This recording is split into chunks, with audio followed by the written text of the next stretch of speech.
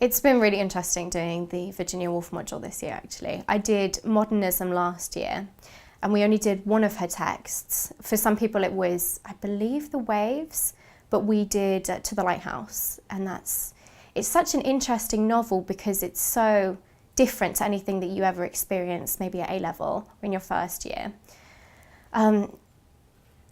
She has a very interesting way of portraying time. And I think that's sort of something that modernism stands for, trying to work out how to present time, how to present character, how a narrator should be. And then reading more of her texts has just been incredible.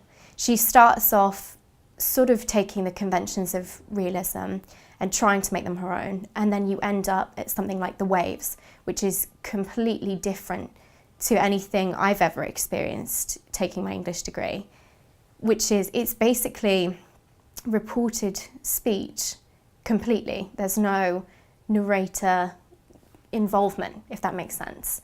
But no, I've really enjoyed it. I think my favourite text has to be Mrs. Dalloway or Orlando.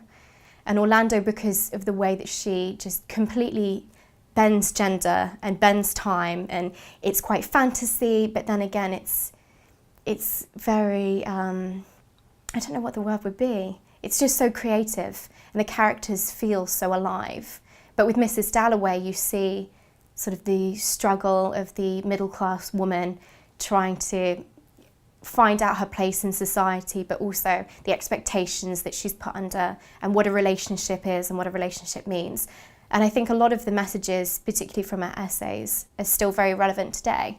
So we're looking a lot at the feminist messages that she has in A Room of One's Own, Professions for Women. And yeah, I feel like she says a lot about what is expected of women and what women can then do to find a voice of their own and a profession of their own and to be a writer.